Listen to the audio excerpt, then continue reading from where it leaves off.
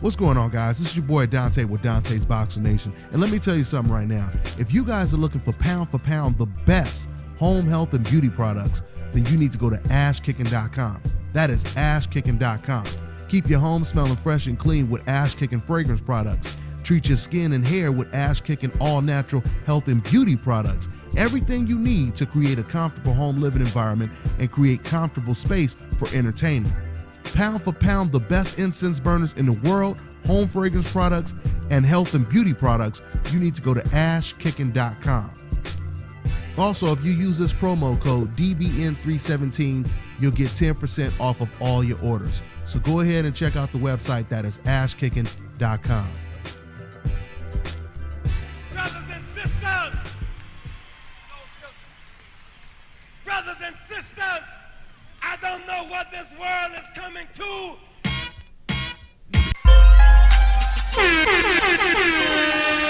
Hey, yo, check this out. This is Flavor Flav, and if you want the whole truth and nothing but the whole truth, so help the whole truth. Hey, yo, you better listen to Dante, baby. Dante! What's going on, y'all? And welcome to another great edition of the DONTAE'S Boxing Nation show. We in the building. It's going down, man. We're about to have a terrific show for you guys.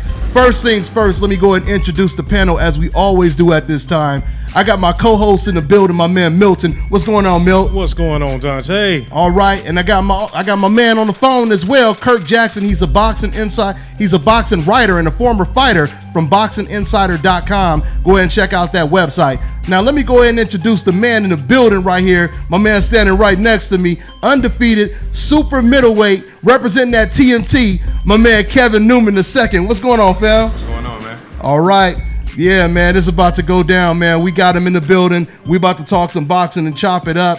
First things first, and I'm going to let you guys know, we also have another special guest, my man Snapper. He's Malik Hawkins, the Iceman manager. He has a fight April 14th on Showtime Showbox. He'll be in the studio. He's running a little late right now, so we'll go ahead and chop it up with him in a minute. Now, first things first, my man Kevin Newman, man. So what's been going on, man? I even got some highlights of you sparring over here, so I'm gonna pull that up in a minute, my man. But what's been up with you? Let everybody know what you've been up to, man. Man, just grinding, man. Going to the mic. I've been there off you go. Since last May. That's the last time I fought. I had a thumb injury. In Okay. July, suffered in sparring, and then I took off for a couple months, and then I just been in the gym ever since, just grinding, man. Trying to perfect this thing. So what do you have lined up now? April 29th at the Palms. April 29th at the Palms. Okay, that's what it is. And we gonna throw up some little highlights so y'all can see my man at action while we talking right now. Now y'all really need to hear the sound effects because it was some thunder blows. So when was this right here, Kevin? We looking at right here. That was back in February. I was boxing with some Colombian kid. I guess he was a top amateur over there. And, they brought him through. They want people to check him out, so they brought him through and put on the show. Put on the show. Yeah. Y'all seeing it right now, man. Now, I've been knowing this man for like 8 years, man, and the progression, man, that I done seen with you is unbelievable, man. I mean, what do you attribute that to, Kevin? Oh, man, just staying focused, man, and continuing to work hard, just dedicating myself, man. I don't take no shortcuts, in training and in life, So, I mean, like I said, I'm a perfectionist. So I just try to perfect this thing, man, and, just work hard every day. That's what it is. And once again, guys, letting everybody know, we are going to open up the phone lines later on, okay? So if you guys have any questions for Kevin Newman, if you guys just want to chop up some boxing game, just let us know what it is, all right, y'all? So that's pretty much what that is. So my man Milton, did you catch the fight just real quick? We're going to go back and forth with Kevin. But did you catch the fight? Antonio Orozco, he stopped my boy Keontae Gibson. Did you catch that fight? Yeah, I caught that one, man. I caught it. And I got to give it to Orozco because he looked a little lackluster in his last performance. This time he came out.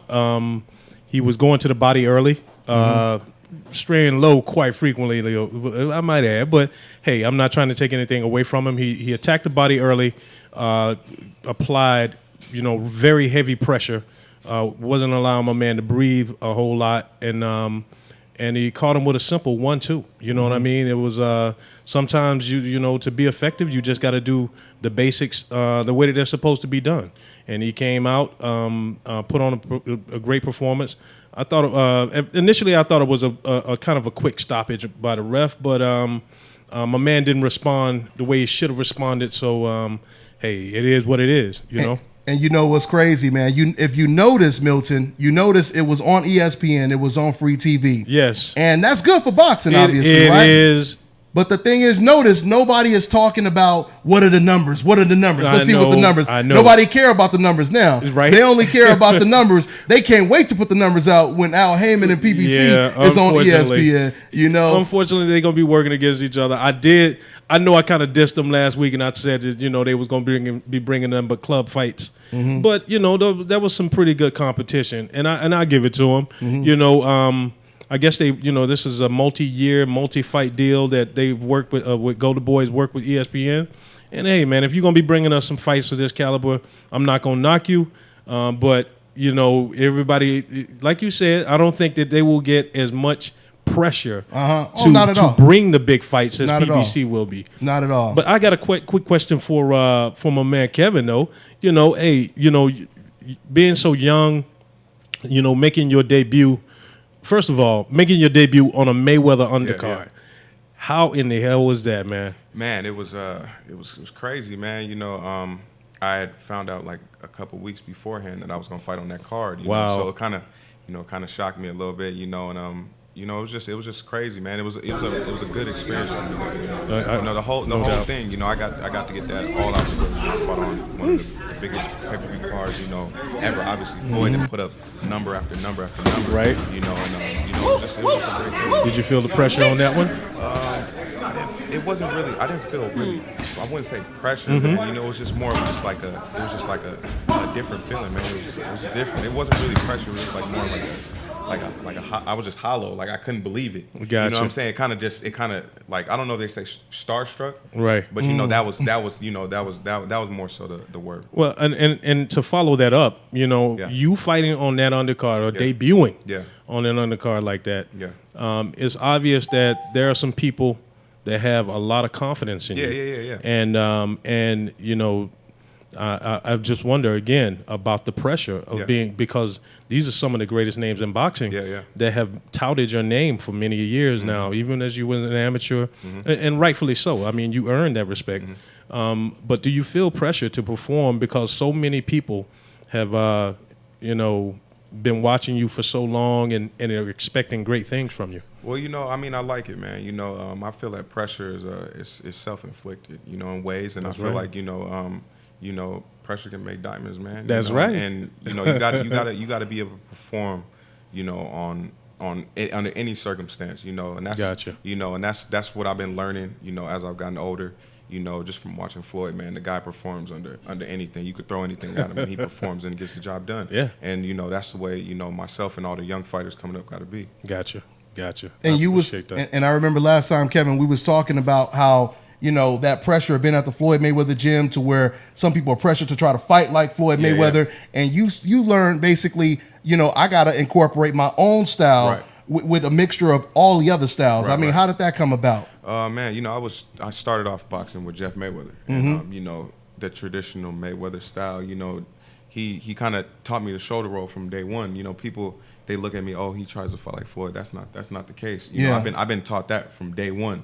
You know, and you know, I wanted to fight just like Muhammad Ali. Okay, he was my favorite fighter. So you know, I watched him, and you know, I tried to take little things from him, and then I noticed I couldn't do what he did. You know what I'm saying? Like I couldn't bounce on my toes for 15 or 4-round amateur fight. You know what I'm saying? It wasn't me. You know, and you know, I found myself as a fighter. And, you know, I just took things from the greats that I like, man. You know, the James Tonys, the Tommy Hearns, the Ray Leonards, you know, Pernell Whitaker, Floyd, Roy Jones, you know, all these guys. And I kind of just bottled up the things that I liked about them and put it into one. And within myself. Absolutely. And you fighting that super middleweight, so you see yourself staying there pretty long? Well, you can make the weight comfortable? Actually, I'm a real middleweight. Oh, okay. I've been fighting, you know, the 163, 164 fights. You know, just because I don't have to make the weight yet. You know, I can make the weight. But you know, it's just a little easier. It's just a little easier for me right now. You know, since I'm not fighting for a title. Okay. You know, so I just fight 163, 164. So I'm a real middleweight. Okay. Yeah. Okay.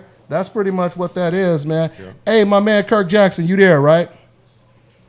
Yeah, I'm here. Okay, just making sure you're there, man. So let's just go ahead and start with all this news, Kevin. So right now, you hear Gennady Golovkin, because I don't think I got your take on the Golovkin versus Jacobs fight. Right now, he's talking about moving up to 168. What do you think, Kevin? Do you think he should go ahead and give Jacobs the rematch? You think he should move on and just try to secure the Canelo fight first? What do you think he should do right now, Kevin? From a business stance, he needs to go ahead and fight Canelo before he gets beat. From an athlete, you know, with the mentality that I have, you know, and a lot of other great athletes have, you want to run that back. If people feel it was close with Jacobs, you want to run it back and let people know, okay, look, this is what it really is. Yeah. If he has the confidence to beat him, right? Exactly. Yeah.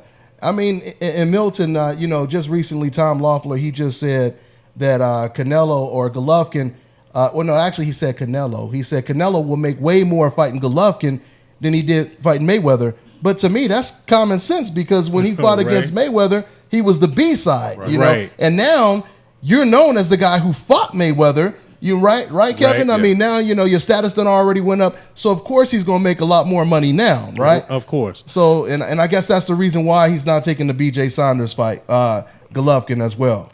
Yeah, and I know, you know, and it's kind of funny because, you know, I know he said that he set out to collect all the straps at 160. But I understand the man got to eat too, and it is a business. And I'm not trying to knock him, but if you're not going to go lift that strap, or who is he dictating? Is he allowing Canelo and their people to dictate by saying, hey, if you take the B.J. Saunders fight, we won't fight you? Or is he, you know, going to take Billy Joe Saunders, jabbing him in the eye? You know, I woke up to that the other day. I'm thinking it was an April Fool's joke, because I'm like, you know, how in the world is Billy Joe Saunders trying to dictate terms on, you know, if he don't fight me, then I'm moving on. Moving on to what? You know, I mean, like he got a whole bunch of options. But I mean, I guess he has some options, because he could turn around and say, "Hey, Canelo, you want a 160 strap? Come lift this one the same way you did Beefy." You know, I just don't understand what was his play on that one. You know, but I think I think Team Golovkin, I think they're basically saying to themselves, I think Tom is probably saying, Golovkin, you know what? Just like Kevin just said right now, it may be safer, instead of you trying to fight Billy Joe Saunders, anybody. You don't want to risk money? Secure that 10 million, 15 million, whatever it's going to be. Because Kevin, I believe that even B.J. Saunders, I mean, he's good at tying fighters up on the inside. Yeah. You know, I mean, we've seen how he frustrated the hell out of Chris Eubank. Yeah. It seems like he would even, I mean, I don't know if he would win, but he might make Golovkin look bad. What do you think about that, Kevin? I think he has, you know, he has great boxing skills, man. He's a good southpaw boxer, and you know, I think he could give Golovkin a lot of trouble. But like I said, you know, like I said with the Danny Jacobs thing, it just all depends on how he reacts when he gets hit. You know, and you just got to see when he gets hit by Golovkin if he can withstand it like Danny Jacobs did. I was wrong. I picked Danny Jacobs to get stopped. Yeah, and Danny Jacobs shocked me, man. He shocked the hell out of me, and you know, I'm happy for him, man. Yeah, and we just got my man just made it in the building right now. My man Snapper, looking like a slim bodybuilder now. You know, he done did a transformation and everything. Yeah, what's going on, Snapper? How y'all doing? Hey, we're good. All right, put your where's his headphones right at? Here, right here. Grab them headphones so you can kind of hear us, man. Try to stretch him out a little bit. So Snapper is my man Malik Hawkins' manager. He also represent my man Roy Jones. Let everybody know what your role is, man, and make sure you talking in the mic so they can hear you, Snap. I'm a boxing manager, Snapper boxing manager. Management, I'm the CEO. I have approximately about 10 fighters working along with Roy Jones Jr., which is my partner and my brother. That's pretty much about it. And let everybody know the history that because everybody they're about to find out who Malik Hawkins is. Malik Hawkins is a beast. Let everybody know who he came up with and where he from. Just give everybody his bio right now. Well, Malik came up from the streets of Baltimore. Him and Jervonta Tank Davis came up together at the age of I think Tank was 7, coming up under Coach Calvin Ford and Kenny Ellis, and I believe Malik was like 9. Okay. When he came in the gym, and they've been with him ever since. You know, Tank is a champ, IBF, and Malik going up for a title April the 14th for the new MGM Grand in Oxon Hill, Maryland, on Showtime, the co-main event. Okay. So everybody, and we got the highlights, and as you're talking, they watching the highlights of my man Malik right now, working the mitts with Coach Calvin right now. So that was when we covered that fight out there at the D Hotel, man. Yeah. So they watching that right now. So you said they used to go to war though, huh? You said him and Tank coming up sparring and everything. Yeah, they just had to put football helmets on. And he not joking. No, he not joking. You know, you come out of that gym, Upton Boxing Gym in Baltimore, Pennsylvania Avenue, 1901. I mean, them guys, even the amateurs. You go against Coach Kenny Ellis and Calvin Ford, you know, you're going to have to fight. Them guys fighting up there. You got Lorenzo Truck Simpson. Yeah. You know, he's doing this Shout thing. out to Lorenzo, man. Little, another beast. Yeah, little Truck. I mean, the proof is in the pudding. Them guys, they producing. Them coaches is producing. If they wasn't, you know, like I said, I'd be around a lot of coaches. I mean, I travel all the time, you know. Them guys are really, the proof is in the pudding. I know that's right. If you don't know Kevin Ford, man, let me tell y'all something, man. You need to hurt yourself because that cat is world renowned, and he does his thing up there. Man, he love it. You know, he love the amateurs. You know, he like to see. You know, he like to plant the seed and watch it grow. Gotcha. Like, you know, like a lot of them guys I be wanting to sign, and he be like, "No, listen, Snapper, pump your brakes. They ain't tested yet. They ain't ready to come out the coop." You know, and he'll tell me, you know, they look good in the sparring. He's like, "Nah, they ain't ready." I got you. And you know, a lot of them guys, he stopped me from signing, and thank God he did. Man. A lot of them, you know, I seen blew a lot of bubbles after that. I got you. Yeah, and I'm gonna tie you in with this, Kevin, because with you training at the TMT gym, I'm gonna put you on spot in front of Snapper right now. Now you done seen Tank. How's your relationship with Tank, man? You know, I had a couple words with Tank a few times. You know, every time I see him at the gym, you know, I congratulate him on his last fight. You know, I've always been impressed with the kid. I actually seen him on Instagram, you know, a few years ago, and I was like, damn, he knocked some dude out bad. I'm talking about bad, like with a hook. He just crushed the dude and damn near knocked him out the ropes.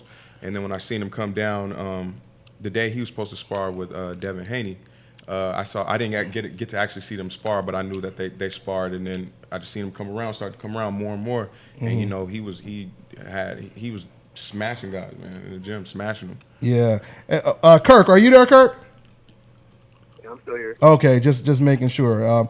Kevin, so one quick question, man. Don't be biased in front of this man, but how does? Well, you're not working with Tank, but I'm gonna ask the question though. How do you think, since Lomachenko called out Tank, he called out Mikey Garcia, let's just start with Jervonta Tank Davis, man. Is he ready for that? Because when I went to the Mayweather gym, I talked to your boy Marcellus, everybody, and they was like, Marcellus Williams.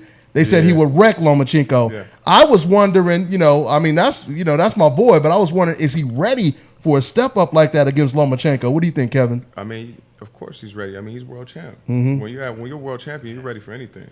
You know, and you got to be ready for anything to get to world championship level. So when you're a world champion, you're ready for everybody around the world. So of course he's ready, man. I mean, you know, he's a young, hungry kid, man. He's a young, hungry lion, man. And that kid, you know, he's a special talent, man. You know, so that kid is the type of kid, man. You know, he's gonna find a way. He's gonna get the job done. Man, y'all selling that one, boy. No, I know. And to add in, I mean, I didn't seen Tank, you know, many and many a times. In order to beat him, you gotta really knock him unconscious. Yeah, you know, I've seen him spar big guys, and he got that same attitude. He believes in his power. Yeah, he don't care who you put him in. That's the one thing I can say about him. And I got even my guys. You know, Tank don't cherry pick. If you put him in the ring with him, you know, he don't care how big, tall, or small. Only thing a lot of guys have a problem with is understanding his attitude and where he come from. And, you know, he's not a well-liked guy, you know, but, you know, you got to understand, you know, a lot of where we come from in Baltimore, everybody cross you. You know, but me, you know, being around Roy, and he always tell me, he's like, Snap, man, you always quick to, you know, your bipolar kick in real quick. But, you know, but when you used to being around that atmosphere and, you know, everybody around you dying or in jail, and you was the product of your environment, and you get away from it, naturally, you know, I appreciate, you know, being out here in Las Vegas and you know, going out to other cities and you get the chance to see how people, you know, unify. And everybody's not, cutthroat. Baltimore's one of them cities. As soon as you turn your back, somebody got the hand and they're shaking your hand and the knife in your back at the same time, all the time. Is that right? You know what I mean? So no disrespect to the city. I love my city, but it is what it is, man. It's dangerous out there. So to see these guys that transition from from the streets and could have lost their life, by association, being in Baltimore and see, Tank become a world champion and see, guys like Malik Hawkins. I had Malik as an amateur. He was 101, 93 wins, 8 losses. And now I got him to 10-0 with 7 knockouts, get ready to fight for a title. That says a lot. It does. And, every opponent that I have, I shoot them, I shoot them, I trust my coaches. I know them, just like I told you earlier in the conversation, they tell me they're not ready. My guys are ready. If I send them to Coach Calvin Ford and Kenny Ellis, and they give me that report, they know that guy. They had him since they were 7 and 9. Snap. So they know him better than anybody. Snap, you remember what you told me about Malik? You told me he was going to be better than who? You remember what you said? Earl Spence? Yeah. I said, whoa, boy, you putting a lot on it, boy. You know what? Earl was...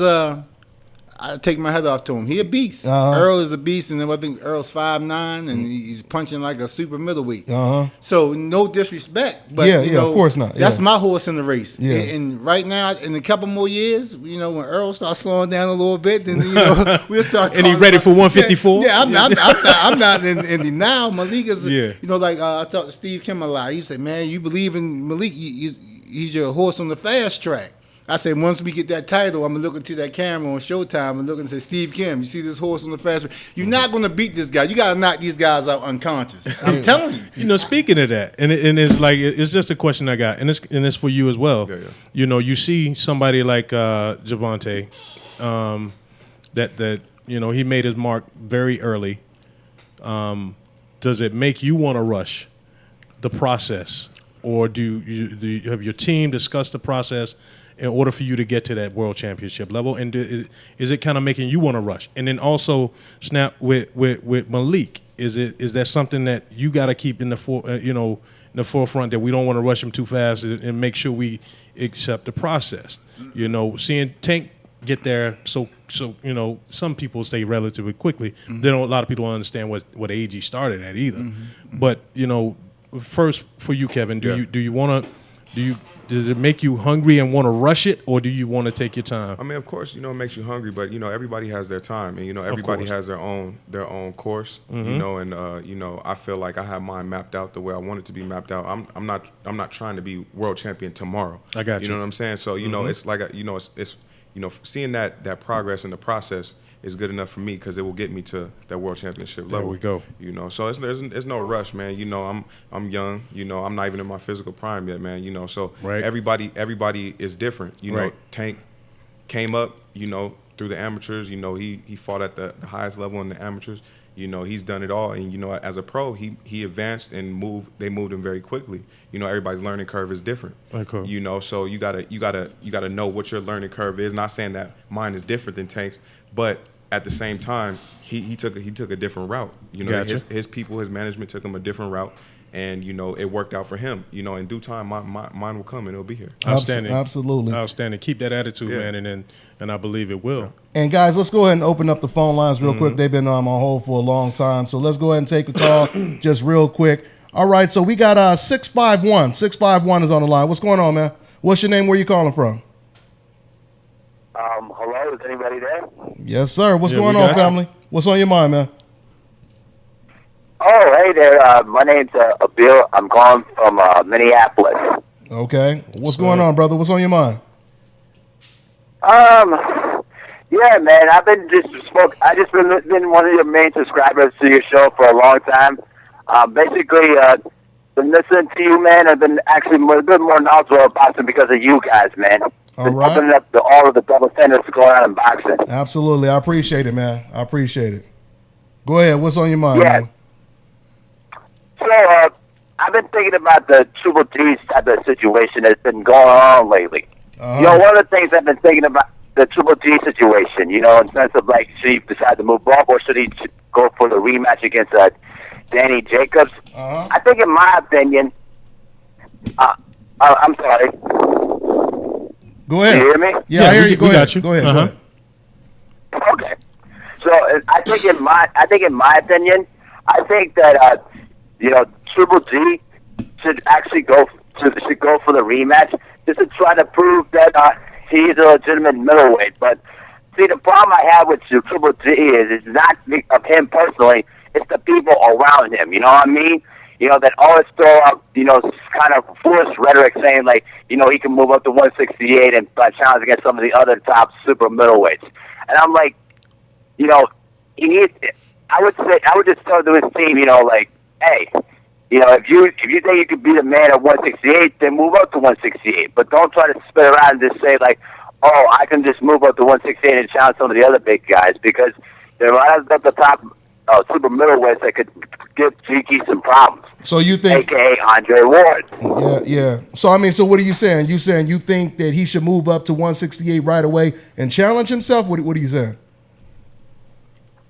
I think, in my opinion, he should go up to 168. If he thinks he's the best pound-for-pound fighter in the world, go up to 168 and challenge some of the other super middleweights that are waiting for you. Mm-hmm. You know what I mean? I absolutely. I agree with you, man. I totally agree with you. But you already know he's going to most likely, like my man Kevin Newman said, he's going to go ahead and get that, cash out, security check by Canelo. But hey, but you know what though, my man Snap, because we was talking about Golovkin Canelo situation. I'm hoping, Snap, that this don't turn out to be a Carl Frampton, Leo Santa Cruz situation where, Carl Frampton already said that he said, I don't know, we may end up fighting 4 or 5 times. You know what I'm saying? Because to me, he knows that's the safe route. He doesn't really want to fight Gary Russell and Oscar Valdez.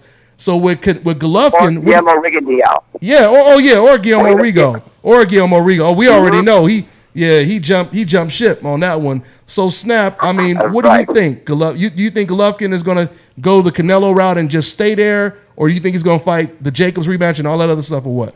I think that he's going to take the Canelo route, but at the end of the day, Oscar's smart, and they've seen the last 2 fights of Golovkin that he had some chinks in his armor. Uh-huh. So this would be the right time to come and gun him down. Yeah. And Oscar's smart. Uh-huh. And if you see, when you stepping up your level of competition and you start to see them holes in your armor, mm-hmm. that A+ fighter that they believe that you are, when you start going up against other A+ fighters, then you come to see that you're a B+ or a B- fighter.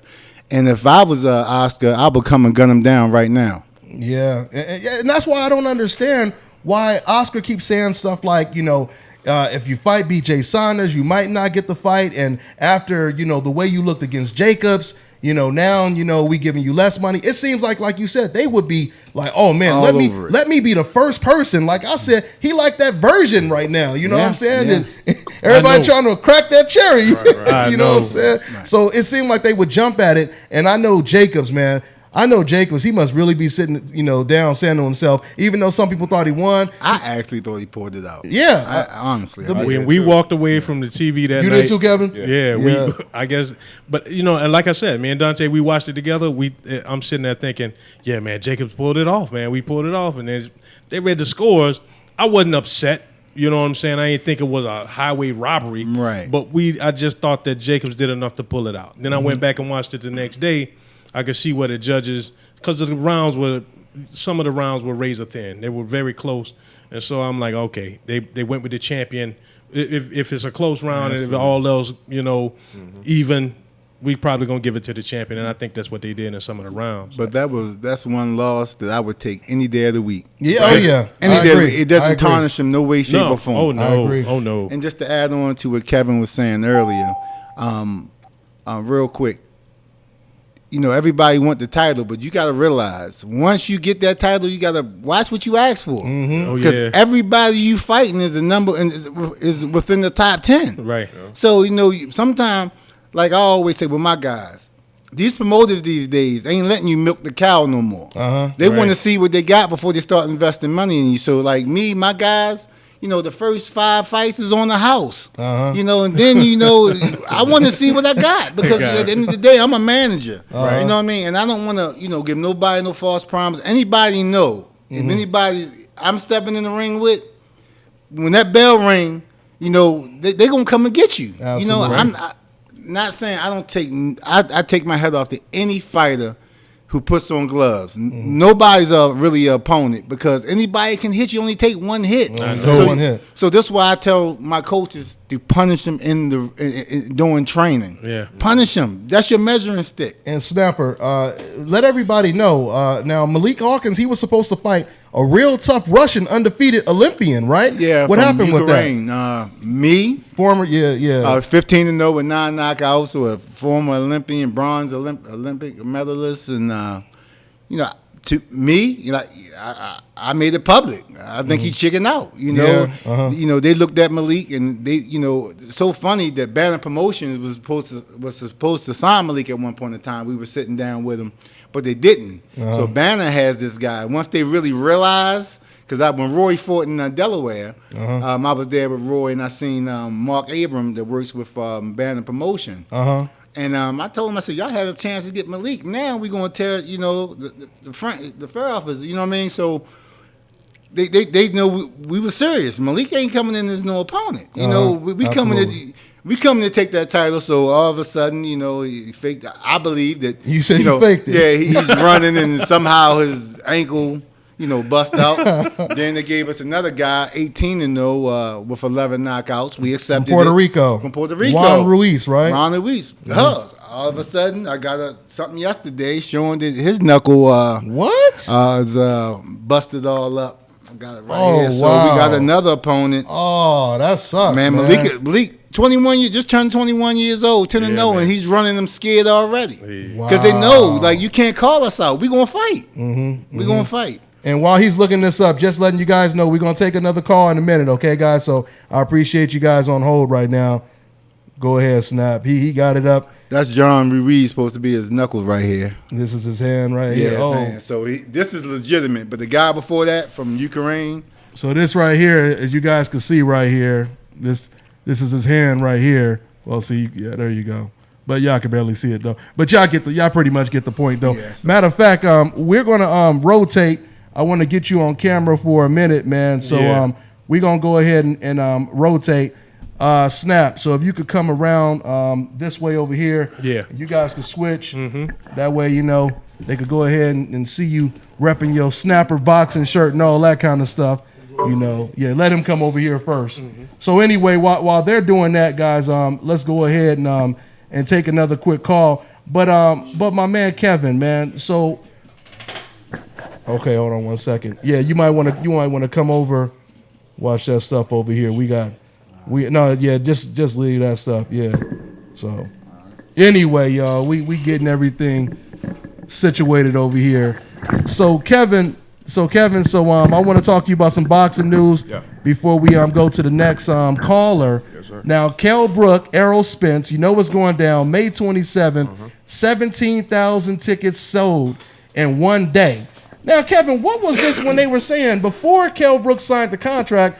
They were telling us nobody know who Errol Spence is. Yeah. But he's but 6 million people watched him knock out Bundu. Yeah. So I mean, now to 17,000, and I'm not trying to say that them 17,000 people came for Errol Spence. Of course, they came for Brook. But if 17,000 people were going to come in the first day, then there was no excuse for him not to take his #1 mandatory, right, Kevin? No, definitely. I mean, you know, Kell Brook made the right choice, man, in fighting Errol Spence, man. Obviously, people want to see the kid versus the rest of the champion, you know. So, you know, he made the right choice. Now, did he make the right choice from a boxing standpoint? We're gonna have to find out because I don't think so. We're gonna find out. But I mean, you know, hats off to Kell Brook, man. You know, he's you got to give him some credit and respect for taking this hard of a fight coming off a hard absolutely fight with Golovkin, man. You know, this kid, but he had to keep his belt though. I mean, he had to. I mean, you when you work so hard for something like that, you just don't give it up. And I like that spirit in him. But you know that this kid is, you know, he's another, like, you know, him and Tank got that same. They're killers, man. Yeah. You know, Errol Spence is a straight killer, man. And you know, I think he's gonna come for Kell Brook's head in that fight. And Kevin, I mean, I you tell me if you disagree. Yeah. I know me and Milt, we disagree on this, but when it comes to the champions, I've always said I felt that Kell Brook is probably the most complete, best champion right now. You agree or disagree with that? At the 147-pound weight division, I think he is the the best, the most complete one. Keith Thurman. He's a good boxer. But he can't seem to take a body punch too well. Yeah. Kell Brook. He went up to Golovkin, and Golovkin he didn't even put him down. Yeah. You know what I'm saying? So, he's tough. He's a really good boxer. He showed a lot of holes in Golovkin. He's a good boxer. He's got decent speed, decent power, good size. He's a good thinker and a good boxer, man. So I think he's the most complete at 147 with the exception of Errol Spence. Okay. I agree with that. I totally agree with that. Your assessment real quick on that, my man Snap? I believe that Earl going to take it home. I mean, it just hands down. It's Earl's time. The way the universe is set up, man. These young guys, man. They got to get their time.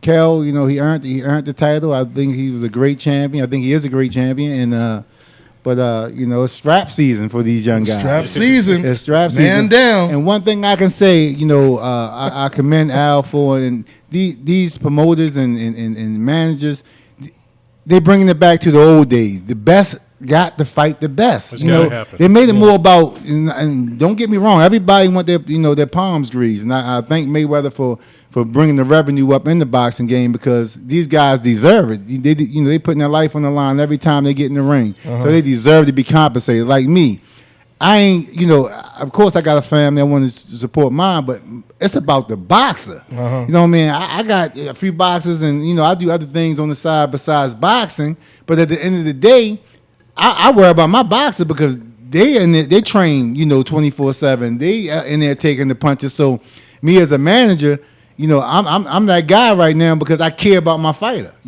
Absolutely. I hear you. Let's go ahead and take another call. Once again, I appreciate you guys staying on hold.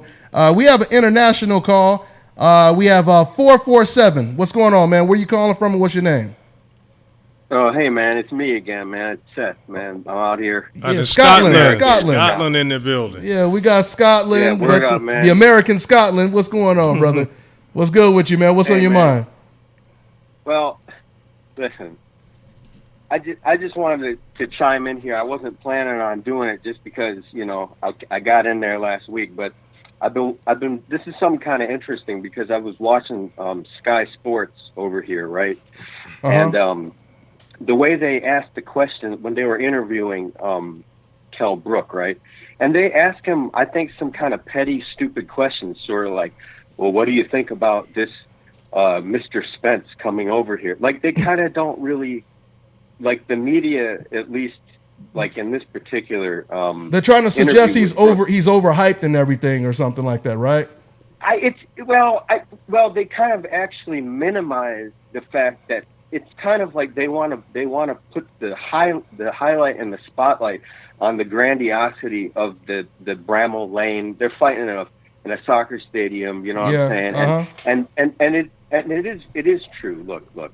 I mean, it's no secret. Like, the UK fans are maniacs, and they back their people left, right, and center, and it's a beautiful thing. But what I gotta say, at the end of the day, though, I mean, and I'm not like Mr. America proud and all that shit, but when it comes to boxing, goddamn, like, we bust their asses every day. Fuck all that. Like, we do some damage, man. Like, American boxers with the talent, the overall boxing IQ, if you will, that I feel is prevalent in the American boxing sort of game, I think beats out Britain. And I think that really Kell Brook is sort of like, I mean, kind of like they're holding on to the fact like he's going to do great things. But the thing is that what they don't understand, though, is that this fight is all wrong for him, in my opinion. Yeah.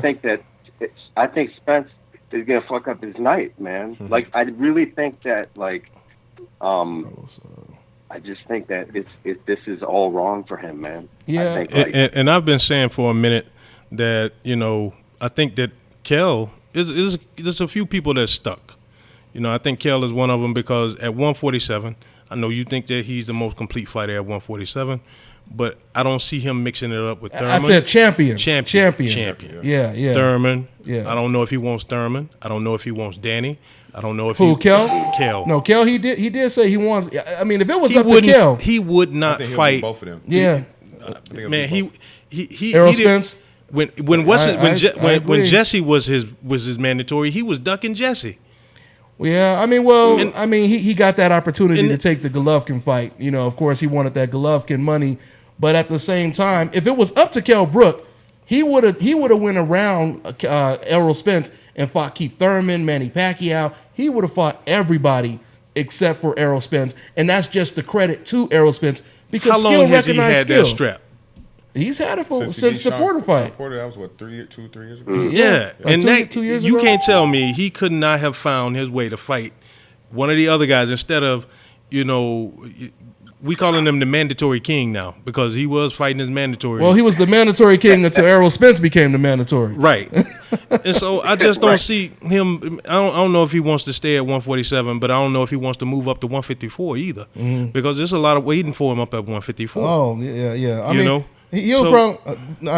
he calling himself the Terminator now. You know that, right? Because that socket bone, you know, they replaced it with metal, basically. But they're gonna be calling him Fetty Wap because they straight out, right? Yeah.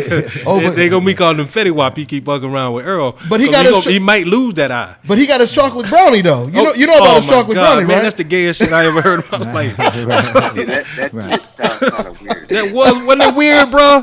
Bro, that was weird. I don't know what the chocolate. Give you a piece of the chocolate brownie. He said that. Hey, I'm just quoting what Derek James said. He was like, he told us he gonna give us a piece of his chocolate brownie. That cat will be known as. Man, Arrow ain't gonna let nobody talking about no chocolate brownie. No, not at all, man. Let's be serious. You said that ain't going down, Kevin. Hell, he will forever be known as delicious. Arrow's a straight dog, man. He ain't gonna let nobody throwing no chocolate brownie. You know, hey, what did Riddick Bowe call this overhand right? I don't even remember. The African soup bone. That's what he called it? Yeah, Riddick Bowe. You going way back. Riddick Bowe is different, though. But I'm saying he called it the African soup bone. Yeah. How you go from African soup bone to chocolate brownie? Yeah, come on. I feel you. Chocolate brownie. Yeah. With that accent, man. If you don't get your gay ass up out of that shit. Man, the UK going crazy.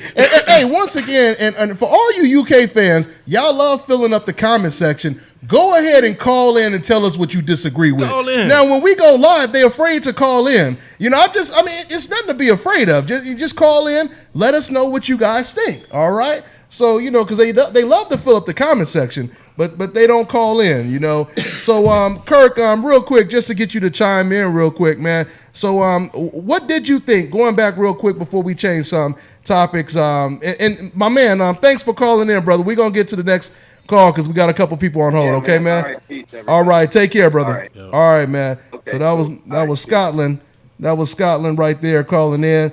But anyway, Kirk, so what did you think about the to me, it was proof. The 17,000 seats sold in one day, which means it's going to be a sellout. It's 32,000 seats total. It's going to be a sellout within 2 weeks. So that was an excuse. I mean, what do you think when they said there's no reason for Kell to fight his mandatory? Same question I asked Kevin. What do you think about that, Kirk? They're trying to undersell the value of Errol Spence, so that gives them an excuse to duck him. Mm-hmm. That's what that rhetorical question, obviously, but yeah, I'm just getting you chiming in. Yeah, I mean that's pretty much what that is, man. And let me ask you guys. We're going to take another call, by the way, guys. So thanks once again for holding. But I want to pull up this pic of Julio Cesar Hercules.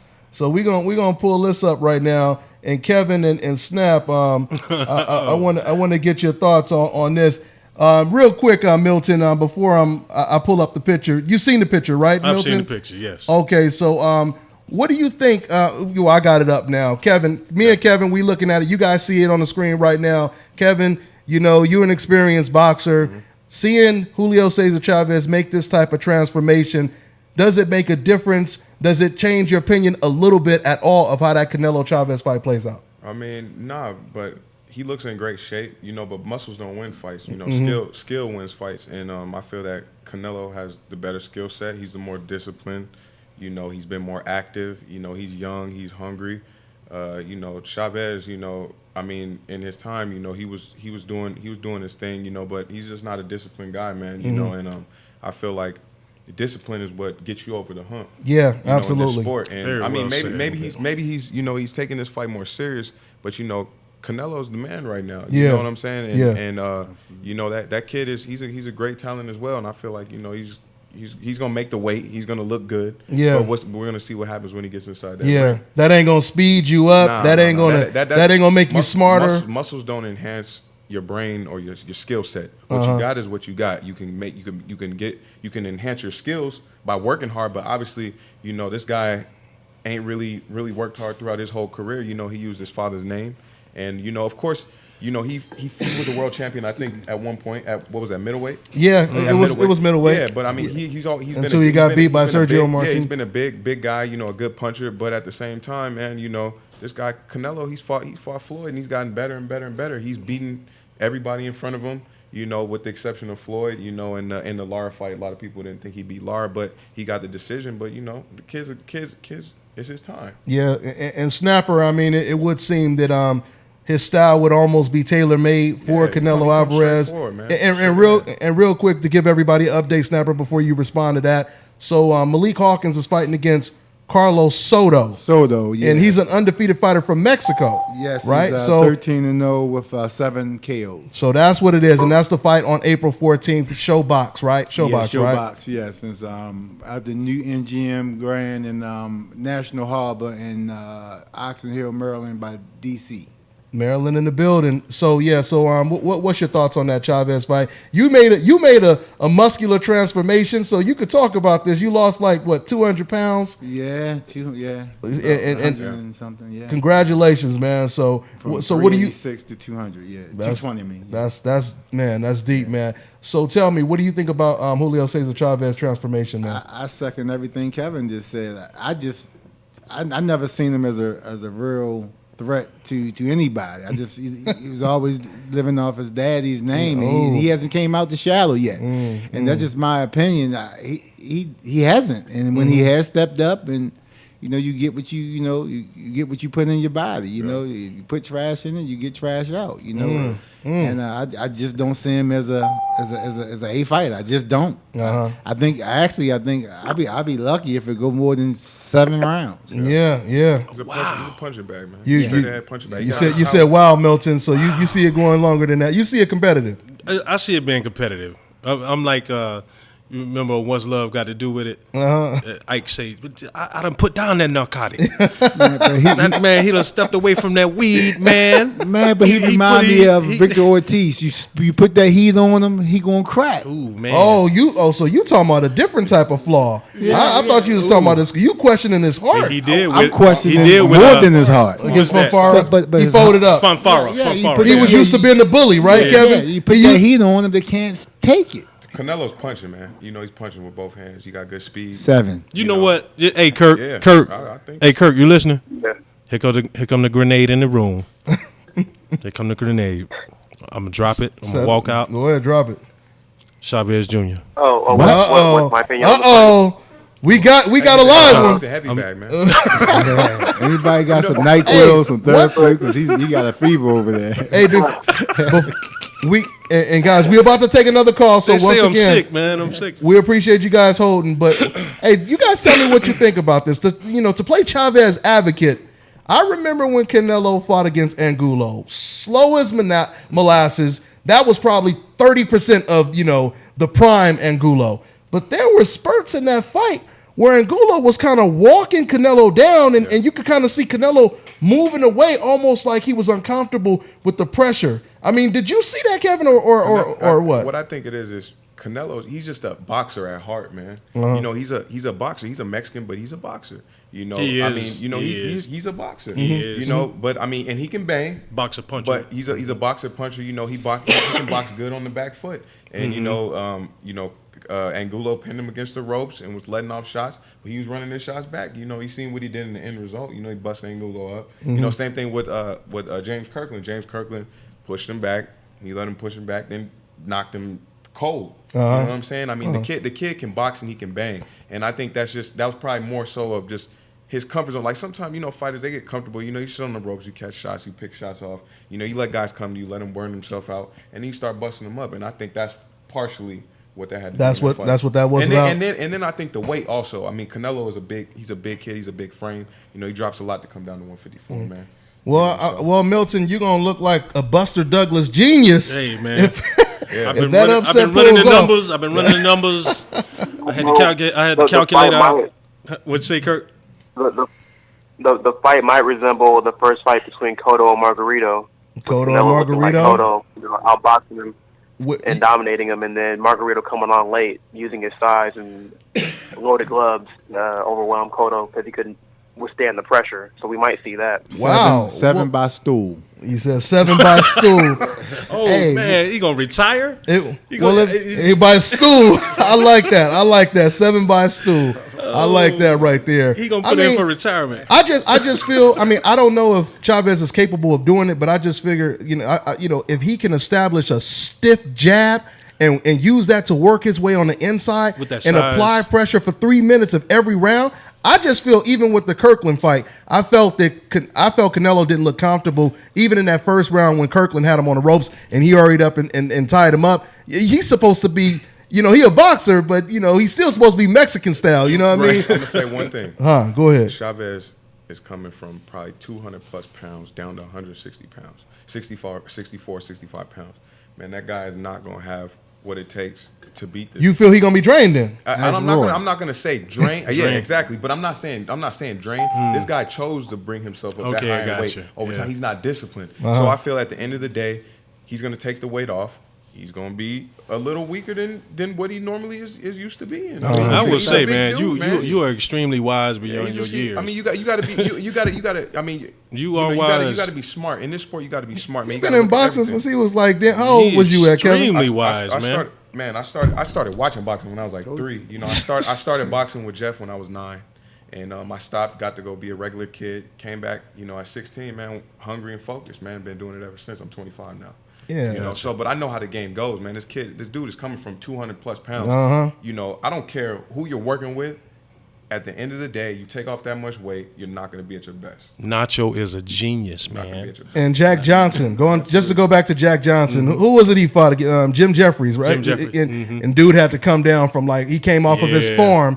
He came off of his alfalfa form, weighing like 300 pounds, because they was looking for any white hope. Yeah. They was looking under every pillow, rock, trying to find. We got to find someone to beat this bastard, right? Roy took off 20 pounds of muscle. 25. And he fought Antonio Tarver. When he went up to Ruiz, came back down. He didn't even look the same, man. No. Didn't look the same. Roy tell me that all the time. He was a shell of himself. Y'all don't think that weight is a fact. It is a fact. It is. And Snapper is Roy Jones' right hand man. Yes, indeed. He like the Sam Watson. Of Al Heyman with Roy Jones, so you know what it is. Let's go ahead and take a call. Once again, man, we had these cats on hold for a long time.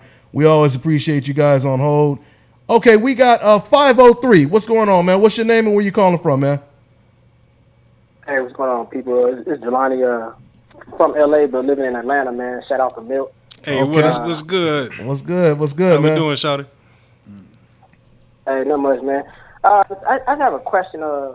Two questions to the brother that Kevin Newman, man. Much props to you, man. Appreciate it, bro. I can see your shine, man. Your spirit, you got a good spirit, and I can see you going far, man. Appreciate you, bro. Thank you. Question you, man. Like as a young boxer, man, how do you, on the same lines of weight management, your nutrition? Do you have a plan? Do you have like some kind of a cook, or how do y'all deal with that as a young fighter? Like, when you're intaking your food and everything, is that like important to you, or is it just, have you figured that part out yet?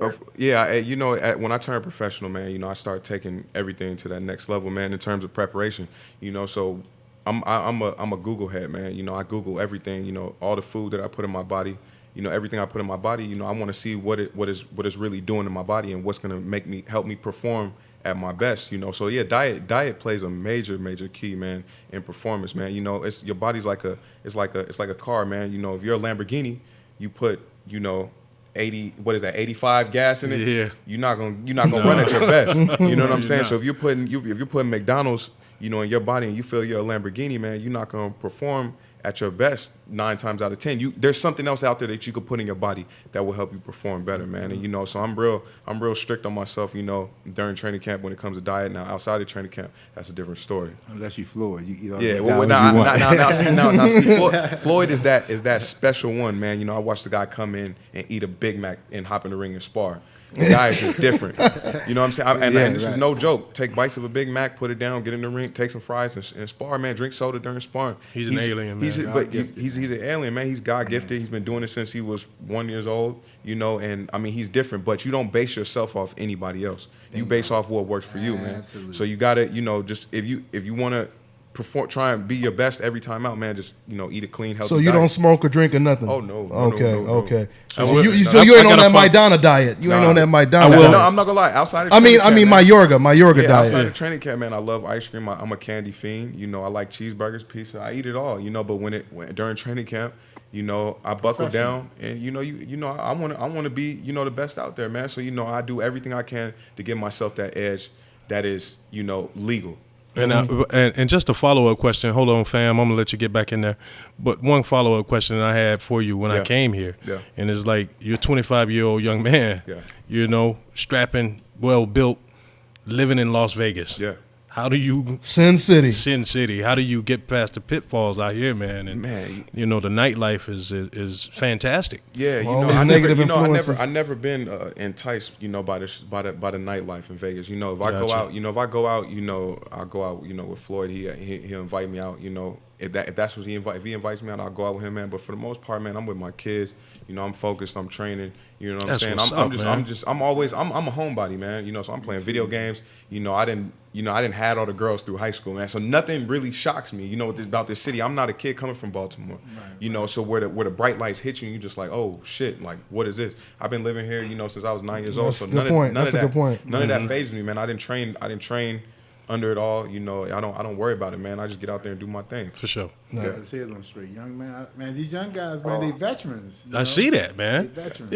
Your head is so screwed on, man. I didn't came up in the gym with Floyd since he fought Marquez, man. If I didn't take something from that, man, and what that guy and the work that guy and the discipline that he puts in, man, you know, I didn't get nothing. I Mm-hmm. I got you. You know what I'm saying? Right. And hey, brother, we're gonna let you go, man. Thanks for your call. All right, man. Hey, bro, can y'all say one more thing, man? Hey, I know it's kind of reaching back, but about Billy Joe Saunders, man. Can y'all speak on that, man? Because this guy is selling wolf tickets, man. I want to know y'all's opinion on that, man. But I appreciate y'all taking my call, man. Hey, no problem, man. Much love.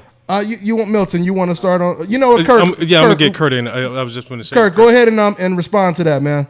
What do you think about? You think Billy Joe Saunders just selling wolf tickets, or do you think maybe he just figured out that Golovkin said to himself, like Kevin said, let's go with the money, and instead of risking BJ Saunders? What do you think, Kirk? Yeah, it's a little bit of both. I think Billy Joe Saunders realizes that Golovkin, he's going to try and go for the money, which is Canelo, which is something that he should do. And if he knows the fight's never going to happen between him and Golovkin, he might as well make himself look like the guy that's trying to make the fight happen in front, like he's really the one trying to make things happen and that he's the one being ducked, and to get some kind of notoriety and publicity out of the situation. So I think that's what kind of factored into what he's been saying as of late. Yeah, because the more I hear Tom Loeffler talk, you know, there's articles that, you know, they're making the Canelo fight a priority, and, you know, they're focused more on that. And this was all after Oscar said, you know, if you guys take that BJ fight, you might not get the Canelo fight. So to me, I mean, I don't really know if BJ Saunders is like just afraid and he was acting like he wanted to fight. I think he really wanted to fight. I mean, I think, you know, like the video I did, man. After that Jacobs fight, you know, Golovkin is the most wanted man in boxing right now. Everyone wants to be the first person to officially beat him, because you're going to get tremendous credit if you're the first one to go down there. And just like your boy Kevin Floyd Mayweather said, he said, man, you know, I wish I was training Jacobs, because I would have, you know, showed him how to do it the right way. Yeah. I mean, if there was something you could tweak, Kevin, when it comes to Jacobs' performance, and I'm going to ask Snapper this too, what would you tweak? I would say, you know, just he boxed great in spurts. You know, I feel like, you know, he was playing a lot. He even hit him with the Michael Nunn, you know, the little shoulder thing, you know, because he was so relaxed, you know. But I mean, maybe just be a little more aggressive. A little bit, I agree. A little more aggressive, and I mean, you know, I think, especially when Golovkin was backing up and not punching, right? Yeah, I mean, he was just shelling up, and he was just, you know, letting him bang on him, you know. So I think Danny had a lot of respect for Triple G. You know, yes, and I think he did. They showed each other a lot of respect in the did. fight. Exactly what You know, we so, did. and I think that caused for kind of a clash in their output, both of their output. Right. You know, but if I was Jacobs, you know, I mean, if I was to tell Jacobs anything, it would have been just to be a little bit more aggressive, man. He could have pulled that off. Yeah, with no type of controversy. Yeah. You know, even though they had him down, like about 2 judges had him down. Even if he didn't get knocked down, 2 judges actually I think would have still gave the fight to Golovkin though. You know what I mean? So I'm just saying this. One thing we've been talking about a lot is what's next for Triple G, but nobody's really mentioning what's next for Jacobs. Because the thing is, after that performance, who's really gonna? They want Jacobs to fade. They don't. Yeah, I know. Because who's gonna step up? Jacobs has no strap now. What's the incentive for somebody going over there getting that work? But Jacobs is with PBC, right? He's gonna get the Felix Sturm treatment. So hopefully, a good point, Kirk. You know, hopefully, they don't throw him in. I mean, I don't know because you got some good fights though. I mean, Jacobs could go against Lemieux. Lemieux just coming off of that great win over Curtis Stevens. I don't think they're gonna put that together though. Yeah. Lemieux is golden boy too. But Jamal Charlo. Well, Jamal. He gonna try to. He has no strap though. And that's another question. Is Golovkin going to stay at 160 if he gets the Canelo fight and hang around? Well, I already talked to Abel Sanchez, and Abel, he basically said we don't want that Charlo fight. He said nobody wants to watch it. He said if Golovkin beats Canelo, nobody is going to care about the Charlo fight. Wow. So Which to me, we know what the translation is on that. You know, you don't have to speak Spanish to understand. No. That means we don't want that fight. Not at all. And let's just try to take another call real quick, guys. We got 334. What's going on, man? What's your name? Where you calling from? Hey, what's good? What's going on, man? It's Anthony. What's up? Yeah, I called one time before now. This is like my second time calling. Okay. But I want to I have like 2 questions for you real quick. Can you explain me a little bit better on the HBO situation on like why they keep pushing everything to pay-per-view? Because I know they had like the Cotto and the Kirkland fight. They had that on pay-per-view, and it seemed like everything. And I did hear something about budget cuts, but I kept noticing everything they keep pushing. You know what I'm saying? Like they're doing an over-emphasis on pushing. That's what it is. Pay-per-view fight. I'm gonna tell you guys, and you tell me what you guys think. I think this all stemmed from Floyd Mayweather leaving HBO. When Floyd Mayweather left, think about how much money Showtime invested to get. They was willing. They got rid of Strikeforce. They got rid of all of that just to invest in Floyd Mayweather. That's how important. I think it paid off. That's how important he was to the network. So when Floyd Mayweather left HBO, they didn't have those big pay-per-views anymore, all that money that was generated, and they treated him like a nappy-headed stepchild, which it didn't make sense. You treating the person who's making all this money, you treat them like that. Now they have all of these fighters that they trying to, they trying to sell as the next Floyd Mayweather. Hey, bro. We seen Golovkin's last pay-per-views. No, he's not doing that. Not Golovkin either. Let me tell you what they did. Let me tell you what they. Remember when my man got rid of New Edition and it was like, I'll make another group. And then when they got New Kids on the block. Yeah. So, they was trying to make it, they trying, now that New Edition is gone, they're going to make a New Kids on the block. But the difference with that analogy is that actually worked when they turned New Edition into a white group. You know what I mean? Right. Because they actually sold more. But this is that's the opposite. what they thought they were going to do. You're right. That's the reason they You're were right. pushing Triple G. Yeah. They were going to build that, They thought he was going to be the new kid on the block. Right. But they thought he was going to be their Justin Timberlake. Right. They know. They know. Because I remember Nicholas, I think Walters, he had said, he been trying to get a fight. They didn't really want to give him a fight. And I remember that Pacquiao situation where they didn't even want the fight.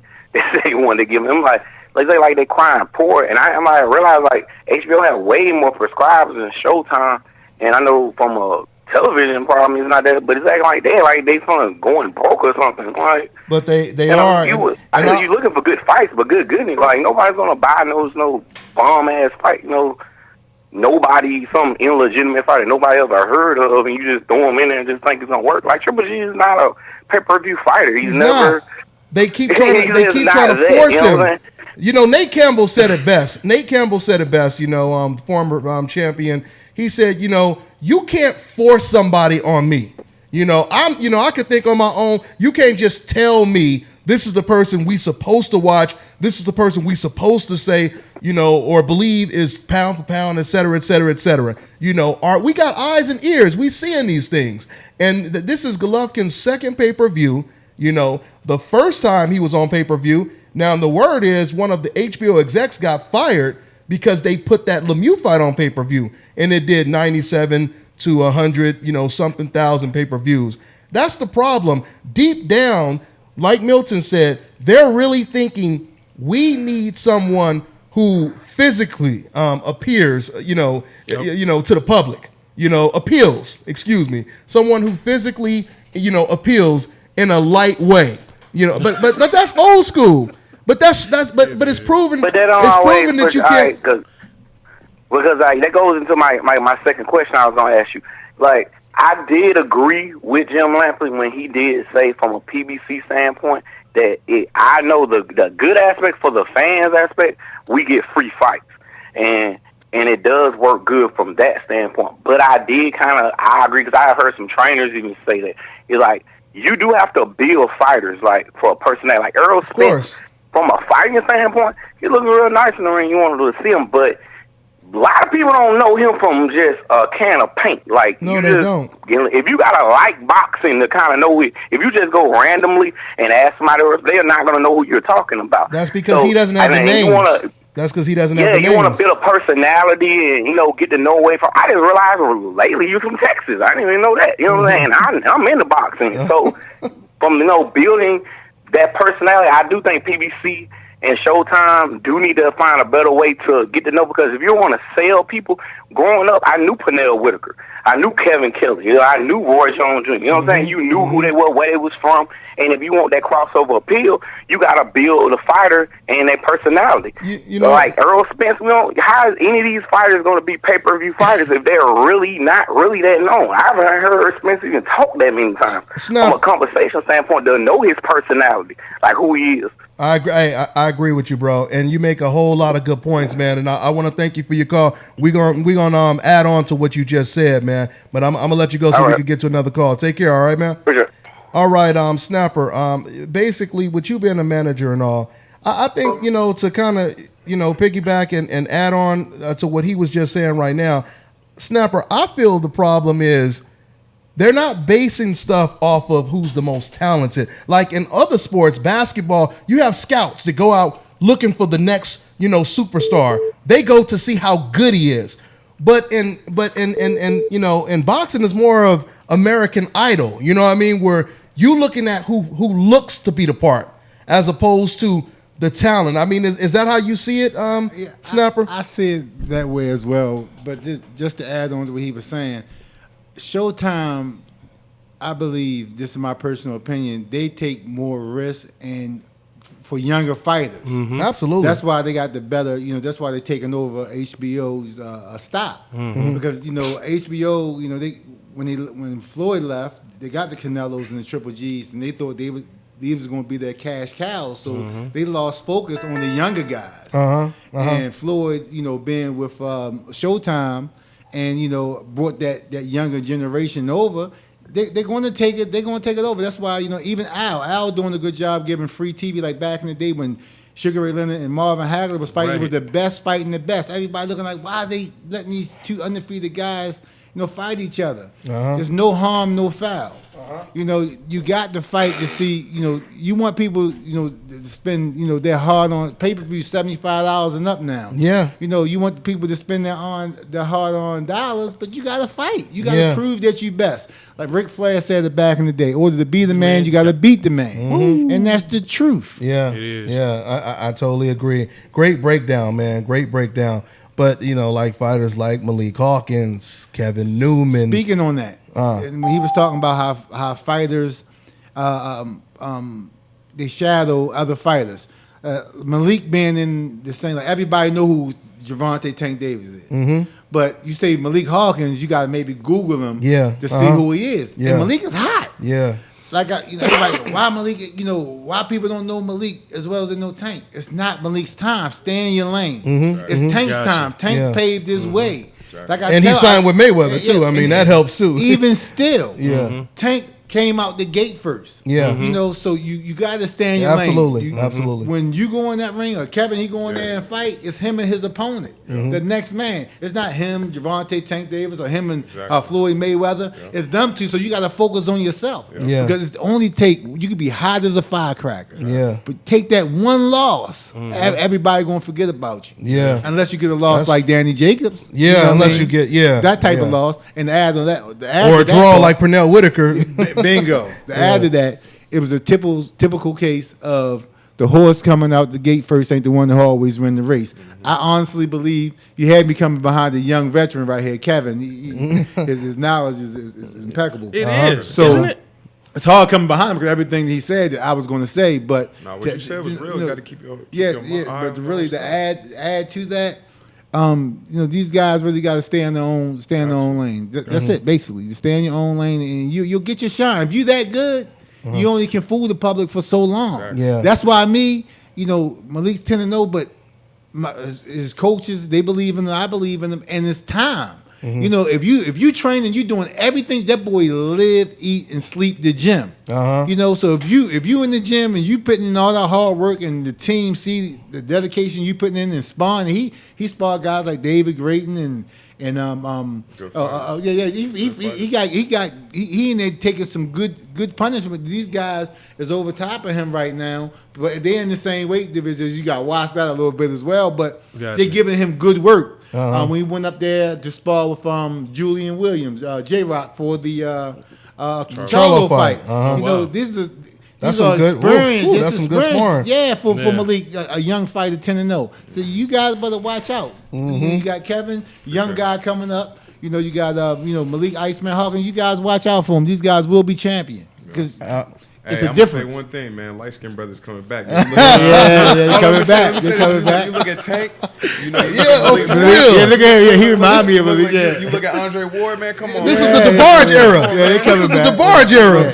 I'm gonna make sure, man. I'm doing everything I can. I don't care if we. I don't care if we. I don't care if we yellow, orange, red, or a blackberry, Blair. It don't really matter. You know what I'm saying? It's going down. It's going down. It's a good time right now. But Kevin right now is emerging.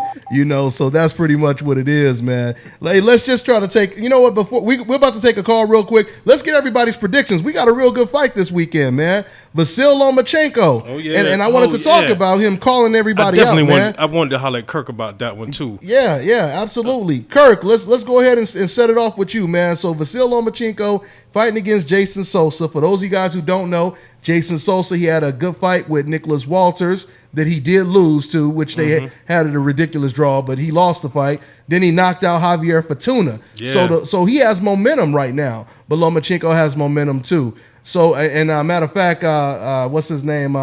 Jason Sosa, he just recently said, I'm better, of course, than Salido. I'm stronger, and I'm a lot more. I can offer a lot more than Salido. He said he's going to shock Lomachenko. What do you think about him saying that? How does it play out, Kirk? He said what he's supposed to say. If he shocks Lomachenko, he's gonna shock me too. Oh man! Hey, so Kirk, do you think Lomachenko has got better since the Salido fight, or do you think that's a kind of style that kind of bothers him? I mean, what do you think?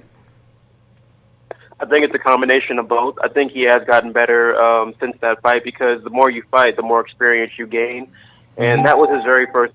Wasn't that, I think, his very first fight against Salido? Fight. The second fight. Second fight. Mm-hmm. Yeah. Second fight. So, I mean, you kind of, that's a tough fight for anybody. If you look at Salido's resume, he's fought Juan Manuel Marquez, Robert Guerrero. He has a long list.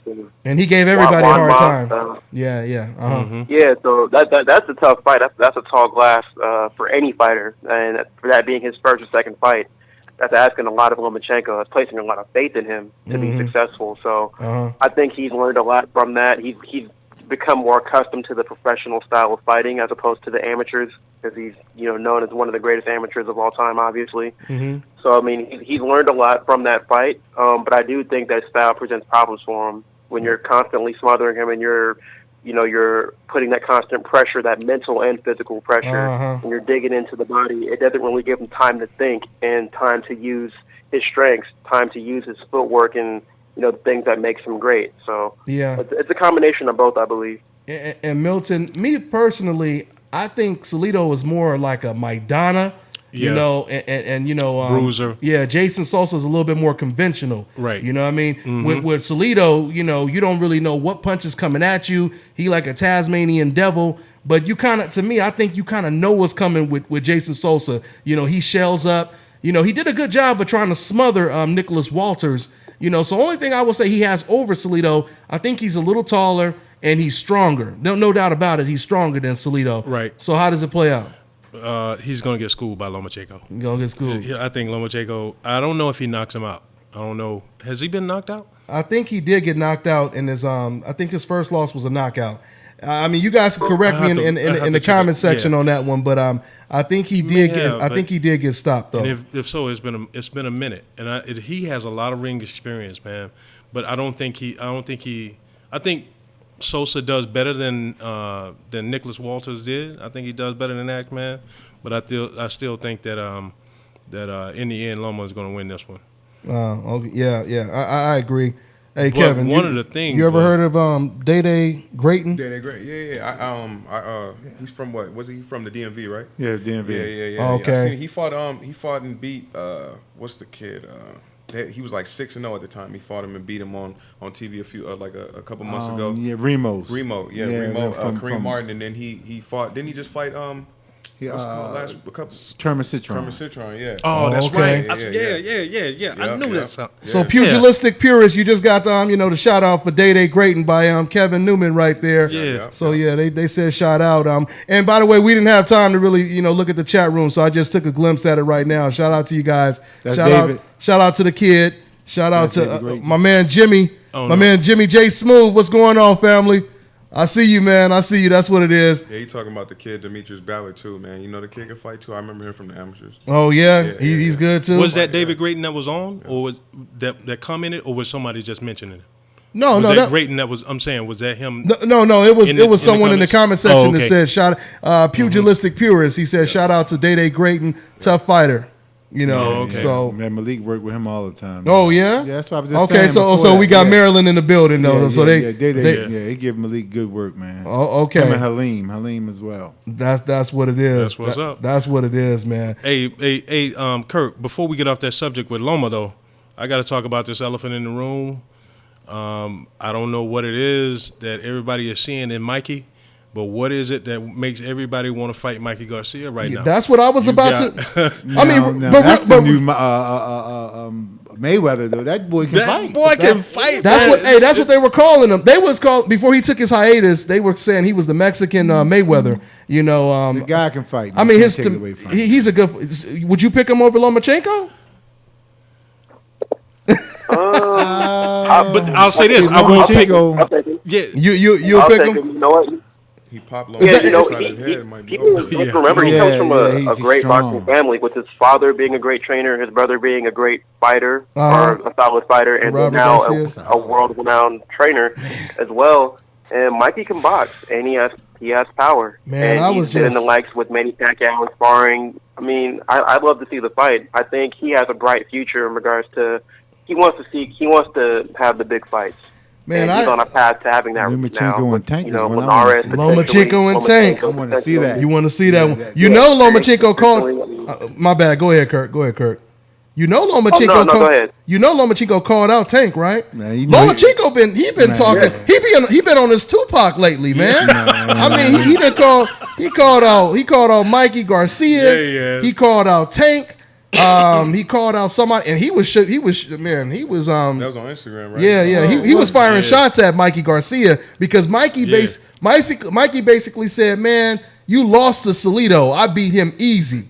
But then it was like a rap battle because then Lomachenko came back and he was like, "Yeah, but you got knocked down by Roman, Gonzalez. Not Gonzalez. Rocky Martinez. You got knocked down by Rocky Martinez in the fifth round." He said, "I knocked him out in the fifth round." So they was going back and forth. But then Mikey say, "Hey, man, Rocky had been through so many wars. By the time you got him, he was woe out. You know what I mean? But that's a good point, though. Man, you still got Gary Russell held around up there too. But that's what I was about to say, Snap.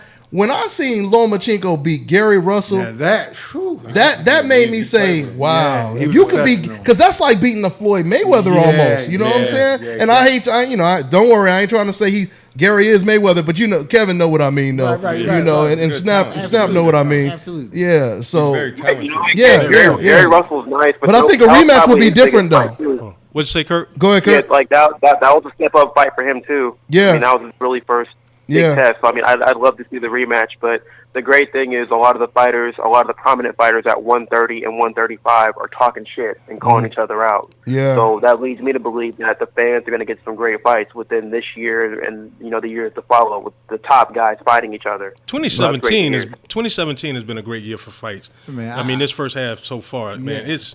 That 130, 135 division is hot. I got a little kid. Roy had him since he was a little pup.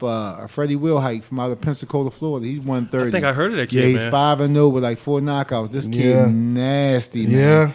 Yeah, we gonna get 135. Yeah, 130, 135. Yeah, but this kid he's exceptional, man. I think I heard of this kid, man. Frederick Wilhite. This kid can fight. There's so much talent in that area, man. Yeah, and Jamal Harris. He took a L. Got hit, after the bell, and but these guys out of Pensacola, they sleepers, but they were working right out of Roy's gym, right out of him, and Roy's training them, man. These guys they're gonna make their mark coming real soon. No doubt. That's what it is. Hey, let's try to take another call, y'all. We got 916. What's going on, 916? What's your name? Where you calling from? Hey, it's Lamar calling back from Sacramento. What's happening, y'all? What's going on, good, fam? All right, what's good? Not too much, man. I just wanted to touch on a couple of the topics y'all been talking about today. First, Golovkin came back up again. Last week I called in, had enough of that Golovkin talk, but that ain't gonna stop until he lose, or he beat somebody big, I see. So today the talk was him going up to 168, and I mean, he really don't have no choice at this point because if he get the Billy Joe Saunders fight, and then the next thing is hopefully he get Canelo or maybe not. If he don't get the Canelo fight, he got 4 mandatories lined up, which ain't none of them going to be really big fights. So he's going to be sticking around, still fighting the fights and getting 150,000 pay-per-views and stuff. I mean, you got. The Highland and Charlo winner going to be a mandatory. You got Toriano Johnson sitting there waiting. Yeah. And then you got Curcise and Langford fighting at the end of this month. So those are the fights he got in front of him if he don't do nothing with the Billy Joe Saunders and the Canelo situation. Absolutely. So I think he's going to be forced to go up to 168. So that's my take on it. Yeah, it's either stay at 160 and be pressured into a Jacobs rematch or Jamal Charlo, and there's not even a guarantee he'll beat Toriano Johnson. I keep telling people Toriano Johnson, he has like a Maidana type of style, a lot of power, aggressive, and it seems to me like Golovkin is not comfortable with people that have power similar to his and they're aggressive. He's not comfortable with that, because until Jacobs, he never really dealt with someone with that type of power, that size, that athleticism. He never dealt with that before. That's why I told people about the Chris somebody that's going to hold the line. The Chris Algieri? No, Chris Eubanks Jr. Oh, yeah. He's an aggressive. I came up with Chris Eubanks since we was about 18, man. Oh, really? We sparred numerous times. The kid is aggressive.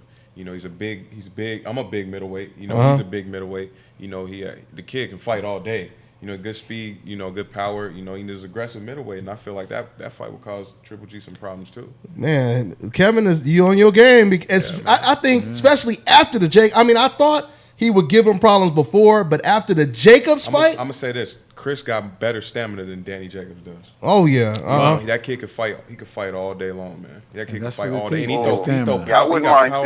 he got power in both hands. Nasty uppercuts. He's aggressive.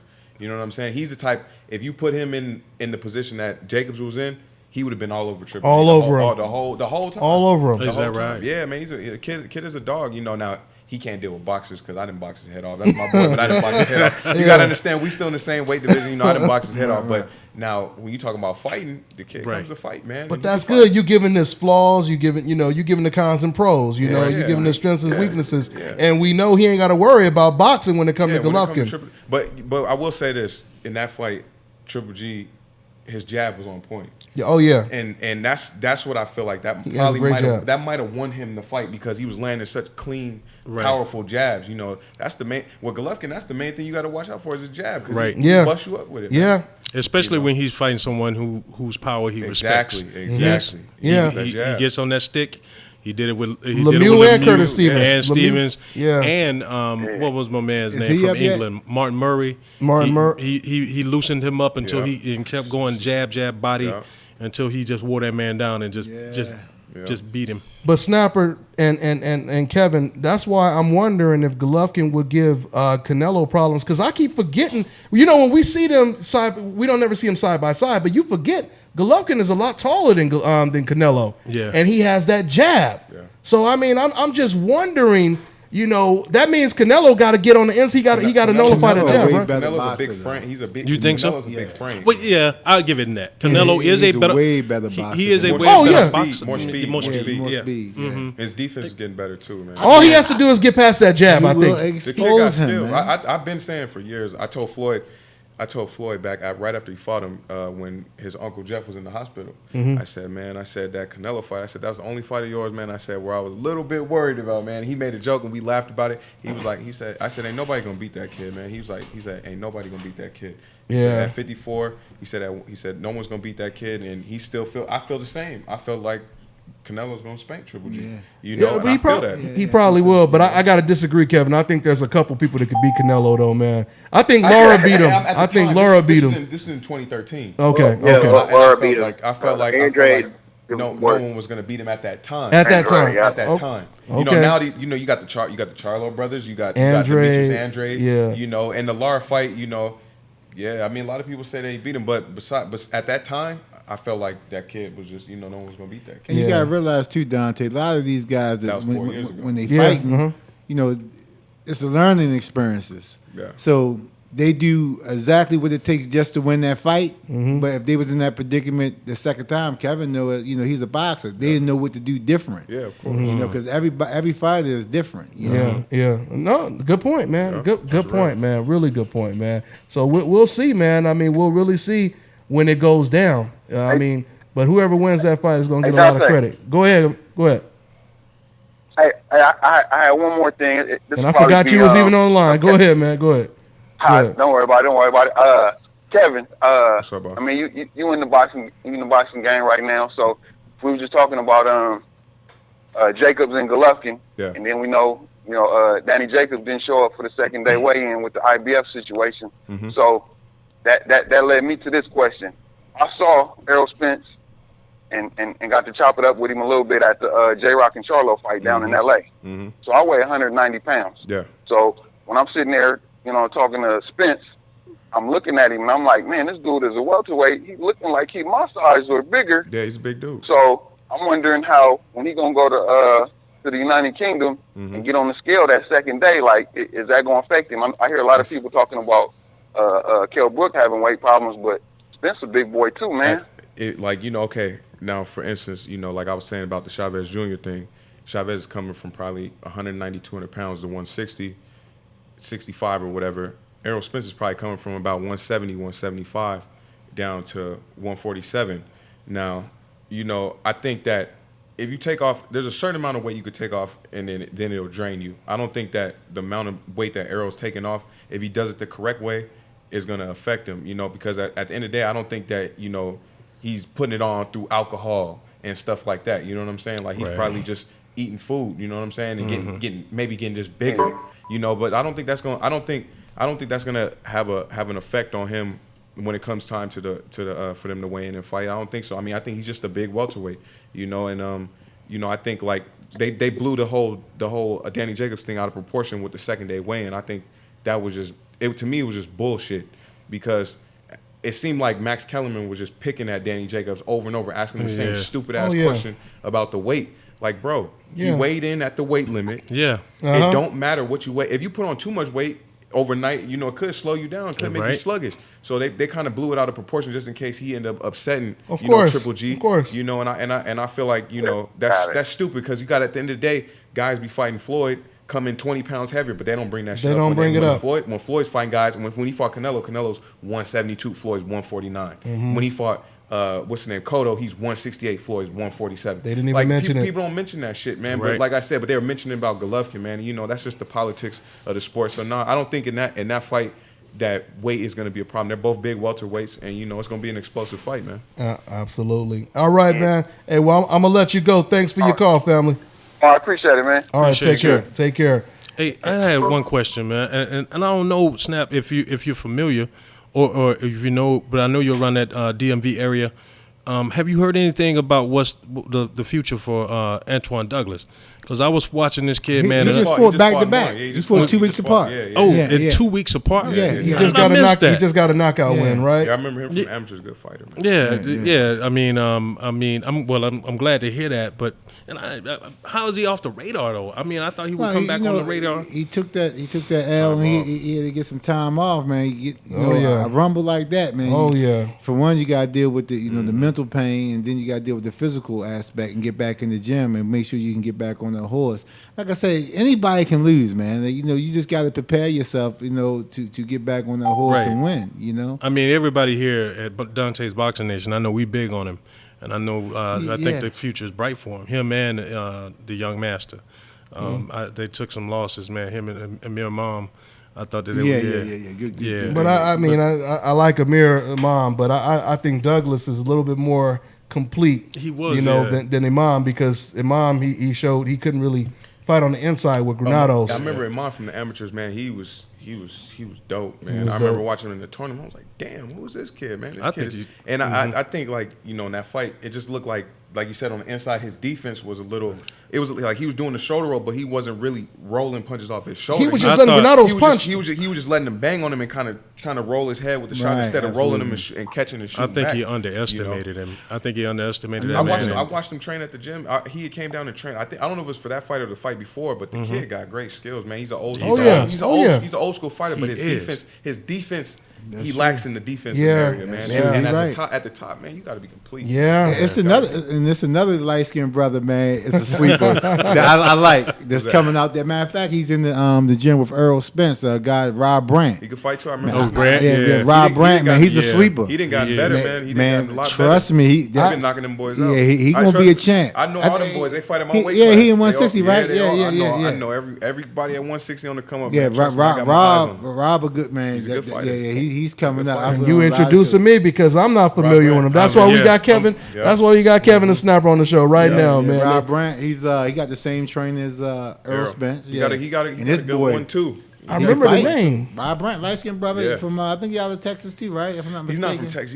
He's from somewhere else. But he's not. He's from Texas, he's from one of them off little. He could fight, man. He can fight. Emmanuel Lim, that's one of my boys. He's I another remember. 160. Man, there's a lot of guys. He give Malik work. He bigger than Malik. He just knocked out. He was on the undercard. He knocked out somebody on somebody undercard. He won that W. No, that was the Russian silver belt. Red Cat. Was it Red Cat? Keytrov. He was on the card with Tank. That's what it is. Okay, I just remember seeing the highlights of him on the undercard. That must have been the Tank undercard. Yeah. He helped Malik solid too, but he a bigger guy. Malik 147. That Malcolm McAllister, he could fight too. He just fought the other night. But that kid Halim, he got some speed. Man, he got some speed in one thing about Halim and David Great and Day, man, when you spar against them, man, you better bring your talent. They coming. You know what I mean? These are the type of guys you want your guys in there when they coming up for a fight, because from start to finish, these guys, that's one thing I like about them. You bring your guys in there to work with them, they're going to work. Because Keytrov fought Halim. He sparred with Jake. Well, didn't he spar with Jacobs too for the No, that was another Russian. Okay. Up. But he fought Emmanuel Lim, man. He brought it to Lim, but Lim smoked his ass. This is the he won that WBC silver belt. Yeah, I'm getting these Russians mixed up, man. Kevin on point. Yeah, that's pretty much what it is. There's some good talent out there, Dante. I'm telling you. I'm just catching them early. Middleweight smoking right now. Y'all smoking. Yeah. Welterweight, in lightweight and middleweight, man. That's from 147 up to 168, man. Right now, it's just it's stacked. You know, and I will say, man, but a lot of people, I think 175 is pretty good right now too. Yeah. Because if you look at least it, man, the dude's way at the top. I'm at serious. At the top, it is. At the top. But they saying that but when it comes to the middleweights, you got all these up and coming. Yeah. You know, from guys like myself on the come up to guys that are to the guys that are in contender status to the guys that are at the top level. I mean, the weight division at 160 is stacked, man. It is. Is Ward still talking about retiring? No. They sent a contract to Kovalev. Oh, really? They already sent him the contract. Come on, man. See, come on, man. Man, it got me a little bit. It reminded me of, I thought it was going to be one of them Lennox Lewis, Vitaly Klitschko things. I thought that's he was what I run thought about of. the game, right? I was telling people, I was like, Ward is like Floyd in a sense. If you he's business side. No. Not only that, but the fact that he's a competitor. If you feel that it was close, okay, we're gonna run it back and we're gonna see what. But I hope he don't end up like Roy. Roy did the same thing. Oh, but Roy, that's a great point. But Roy was a lot. He was a lot older. Roy was older at the time. Yeah, that's true. We're not talking about a prime Roy. Yeah, we know what a prime Roy Jones was. But that mental aspect. Yeah. But Roy was actually doing better in the rematch against Tarver. I'm saying, but in the rematch, he was actually doing better. Until he got caught with that. Yeah. All it was Tarver beat him to the punch with his left. They both threw a punch at the same time. Roy looked better in the rematch than he did in the first fight. Yeah, but he got caught behind the glove. He had his hand up. I don't even know. Roy's my man. I know that is your man. But once they cracked the glass, I mean, it wasn't nothing to mend it. Yeah. So you got to understand with Ward, he's been down before. Mm-hmm. Yeah. He's been down with the guy back when he was fighting at 160. You know, so I mean, like I said, it's just like Floyd when he fought, Castillo, when he fought Maidana. People like, okay, they think it was close. Okay, let me run it back. I'm gonna bust his ass. And I think that's what this is gonna be. I just hope we do it for the right reason because, me and Roy, that's my guy. Yeah. Talking to him, he went back and did a lot of this stuff for the fans. Just, you want to see me? You think I lost? And then when he lost, this is my guy, and we talk all the time. And it still haunts him that he was that guy. And as soon as he went back and fought everybody for the fans and lost, the fans turned their back on him. I know, man. And to this day, it's something that still haunts him.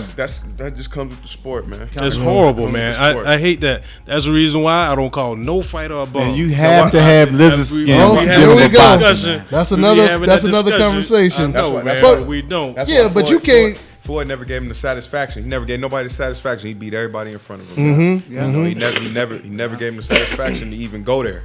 You know what I'm saying? And that's how you got to be, man. And that's what I commend Floyd. He wasn't a follower. If he felt as though he didn't want to do it, he didn't do it because the fans got underneath his skin. Because if he did it, it was for him. Yeah. You got to tip your head off to a guy like that. And Kevin, speaking of that real quick, you noticed Floyd Mayweather, when he had a close fight with Maidana, first they was like, oh, Maidana beat you and all that kind of stuff. Floyd is scared of giving rematches. He gave him a rematch. Like you just said. Gave him a rematch. When it comes to Golovkin, though, you know what I mean? It's them A+ guys. Now everybody said, oh, you don't need to fight him. Move on. He lost the fight. But listen what you just said, though. Come on, man. We know you said Roy Jones Jr., you said Floyd Mayweather Jr., and you said Andre Ward. These are guys, these are A+ fighters. Right. They're all given rematches. And they was God gifted. So when you God gift them, you believe in yourself, you're going to take them risks. Because like I said, people think they risk, but to them, there's no risk. It was so close. If Jacobs had won, they'd be camping out in Brooklyn waiting for a rematch. You know what I'm saying? Now, if Golovkin was a Roy Jones Jr., Floyd Mayweather Jr., then he'd be asking for a rematch himself. Of course. You know what I'm saying? Like, come on. You got A minus, B plus, and you got A plus guys. And this is the problem with the sport of boxing. This is the problem with the sport of boxing. If they promoted everyone, everyone was created equal, that would make the sport bigger. You know what I mean? Once again, all this talent y'all just talked about, all these fighters and stuff like that.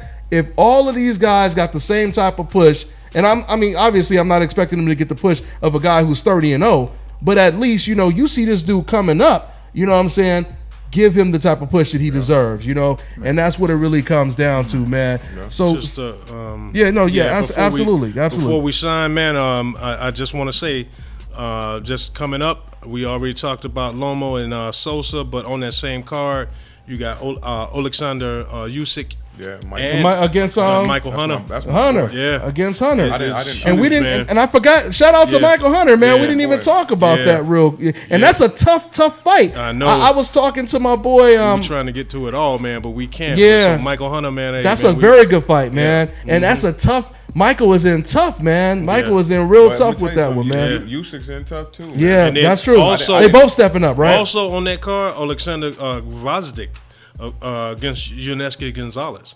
That's going to be a good one. Oh, see, I didn't know about that. Yuneski is back, huh? Yeah, but the Cuban brawler. I watched that guy Gvozdyk fight over in England in his last fight. I watched it live, man. He's hold on, didn't he fight Chilemba? Isn't he the one that I'm getting these Russians mixed up right now, man? I think he's the one that beat Chilemba as well. He fought Chilemba on the Ward undercard. Yeah, on the Ward. Matter of fact, Roy was training Chilemba. Ward was training Chilemba. Yeah, Roy was training him. Yeah, Ward was training Chilemba. Roy stopped the fight. Yeah, Roy stopped it because he was saying he had his elbow. Yeah, so this guy he can fight too. So him and Yuneski Gonzalez gonna mix it up. I still think that Yuneski won that fight against Pascal. So. But he's lost since that point. But I thought that he was going to be one of the people that was going to contend at the light heavyweight title. But Ricky Burns, Julius Ndongo going to fight for unification on the 15th. Boy, Ricky Burns, man, he always popping up out of somewhere, huh? Yeah, I know Broner, he wanted that real bad, man. I know. Him and Ndongo going to mix it up. I'm glad that didn't happen, though. I prefer for the WBA, IBF titles. Okay. Yeah. Okay. That's my man Milton, always giving us the updates on everything when it comes to these fights. We got so much to talk about. Hey, but guys, we are basically out of time right now. I want to thank all you guys for tuning in. Kevin, anything you want to say to the fans before we shut it down, man? Oh man, just keep following me, man. I'm not gonna disappoint. I work hard, and just look out for us, man. I'm part of Mayweather Promotions, / the Money Team. So just follow me. You can follow me at Kevin Newman _II, on all social media, and just look out for me, man. I'm coming real soon. All right, and my man Snap, man, what it is, man? Yeah, everybody tune in to Showtime April the 14th to watch, Malik Iceman Hawkins, witness greatness. The young kid, 10-0 with 7 knockouts from Baltimore, Maryland, fighting for his dream. And we got, it's a stacked card. You got Samuel Clarkson fighting for a title, the main event. Everybody come out and support the event. It's a Showtime event. Every card is going to be action-packed. Greg Corn Promotions put on a good card with Banner Promotion. You can always follow me on Snapper Boxing Management on everything: Twitter, Facebook, Instagram, and everybody. Fill the house. Buy the tickets. Call MGM Grand. Inbox me on Facebook, Instagram, and follow these Kevin. Follow Kevin as well. And thank Dante for having me on the show. And I'm always here. And me and my man Roy Jones Jr., we always accessible to you, Dante, and we appreciate for having you on the show. All day. We're going to have Roy Jones in the studio one of these days as well. Whenever you need him. Snap going to bring him in, man, so we're going to have him in the studio too, man. So once again, man, I thank all my special guests. Y'all going to be hearing a whole lot about this man right here, Kevin Newman. It's going down like a plane crash. A TMT in the building. Yep. And let me go ahead and say, shouts out to my sponsors, Box Fan Expo. If you guys are out here in Las Vegas, May 6th, the weekend of Canelo versus Chavez, you need to be up there too, Kevin. Yep. Hang out with the fans, man. Take pictures and everything. All the fighters are going to be there, from the hagglers to everybody. They all going to be there signing autographs, taking pictures. That's the Box Fan Expo, okay? And I will have a booth there as well. Snapper Boxing Management. I'll be there. There it goes. See? It's a small world. So Roy Jones going to be there too. Go ahead, Kevin. One more thing. I'm fighting April 29th at the Palms Casino on the Bebu Shumnev undercard versus another undefeated guy, 7-0. I'm 6-0, so I'm gonna go ahead and take his old, man. Check me out. Yeah, I heard that. Yeah, I heard that. So if y'all in Las Vegas, come check my man Kevin out. All right, y'all. We out, guys. We on to the next one. And once again, my man Kirk Jackson. Check out his website, boxinginsider.com. All right, Kirk. We'll see you next week. All right, Kirk. All right, man. You take it easy. All right, Kirk. Thank you.